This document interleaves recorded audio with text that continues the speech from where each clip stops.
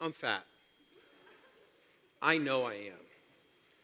And the reason I know I am is because I grew up hearing it. But it's okay. Okay, we all have it rough in school. Some of us are thin when we grow up and all of a sudden hit 40. We're like, where did that extra size come from? Some of us were big all of our lives. And it's okay now. The reason is, there's a world out there and a culture that I fit into called bear. And it's way more multidimensional than people can see. They thrive on diversity. Diversity of color, diversity of size. And I have to say, they thrive on humor. And if you laugh at yourself first, none of you can make us feel bad. So I'm what's called a bear. But more importantly, I'm what's called a daddy bear. Hence the real gray. This is not touched up. This is the real thing. I earned every one of these gray stripes. And in this culture, this community, this movement, we had to create this on our own. Society never saw us. And when you did see us, you saw us as straight. We would be the ones who would be working at an event. We'd be working the door. We'd be at the concession stands. Because we actually wanted to participate, but we knew we weren't going to be on the go-go stands. We weren't going to be on the posters. We still knew this was the only community we had to relate to. The merging and the development of this community allowed all sorts of people to find a new place. We're doctors, the armed forces. We teach, we write, we entertain. We are all over now. Matter of fact, we even create our own families. And some of them are royal. We're there, and we're here, and we enjoy this experience. We even have our own unofficial language. Words like husbear, bear friend. And you know those catcalls that rancor so many people? We have our own too. We use the grrr or woof. We came and we were developed in an era that just said you were supposed to be thin. You were supposed to look like Ken of the Ken doll. Hairless, slim, and young. When this started, it was in the late 70s, early 80s, we started to think about what are we going to do? We were, a lot of the bears are geeks. And that's the stereotype, but it's unfortunately true.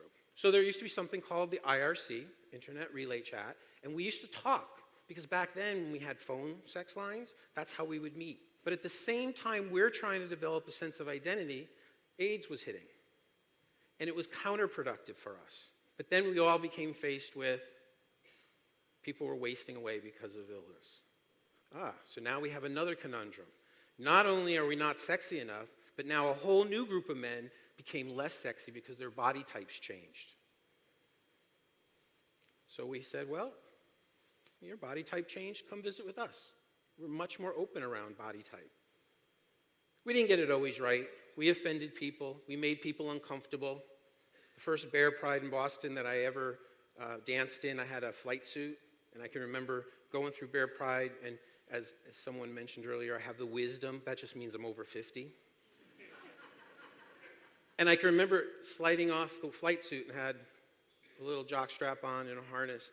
And I think it was the first time anybody had ever seen a man of my size, and I'm maybe only 25 pounds lighter now than I was then, dancing on a flatbed truck down the middle of Boston. Nowadays, if you hit Pride, you're going to see somebody.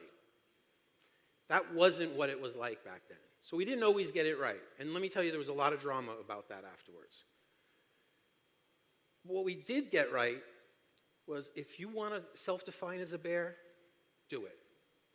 Come hang out with us. We're okay with that. It's not my job to tell you who you are. If you think you're a bear, that's good enough. Come do it. Now, there are some generalities to what a bear is. All right? We have three little ones you might have noticed. We all seem to be girthy. We take up a little bit of space. God knows these seats are not the kind of space we want to sit in for long. We're hairy. And I'm talking like Sasquatch hairy, like big hairy. That's a commonality that we all share. We also shifted something else. So this concept that you could be sexy after 40, after 50.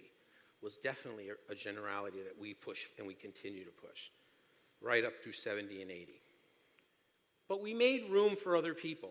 Not everybody likes the same type of person they look at. So we have a whole language for young people, for bears. We have cubs, we have otters. That meant anybody could participate and still be in this new family of awareness. Now they have a language. We recreated how we loved, who we loved. We even recreated who could be part of those families. We have women who identify as bear, and we were one of the first of the organized community to say, yeah, you're transgender male, come on in, hang out with us. You're a lesbian, you like the body hair, come on in, hang out. We're good with that. We recreated what our family domesticity could look like. It might not look like yours, but it looked normal for us. I would love to have said we got this right and it was easy to find this bareness quality in ourselves. We struggled. I struggled. I struggled every time I went to the store to buy clothes. And I would look at that number and I would try and squeeze into that XL. And one day I realized it's just a number. So I would go buy a 3X, take it to a tailor, and have them fit it so it didn't look like a house, because the American public doesn't design for non-traditional body types. They take a pattern and they make it bigger or they make it smaller. If you looked at those patterns, you would think every big guy has arms this tall, long, and legs like this. So they don't design. People don't even see us as sexual, let alone care about our body shapes and how we dress. So we had our own issues. None of us came to it easy. But we also were really clear that the Rainbow Pride flag, for instance, this rainbow coalition that we exist in, wasn't enough. We even recreated our own flag that made room for other colors, including brown and white and beige and yellow and black. Diversity was important. We wanted to be able to have different people meeting each other, having opportunities, because there were so few of us, you couldn't afford to be so selective. And in that objectification, what we discovered was beauty. We discovered differences. We discovered the textures of different people's skin. Now, I know that's contradictory. You're hairy, how can you feel your skin? If you're hairy, your skin is even more sensitive. So we would then discover big men who weren't as hairy.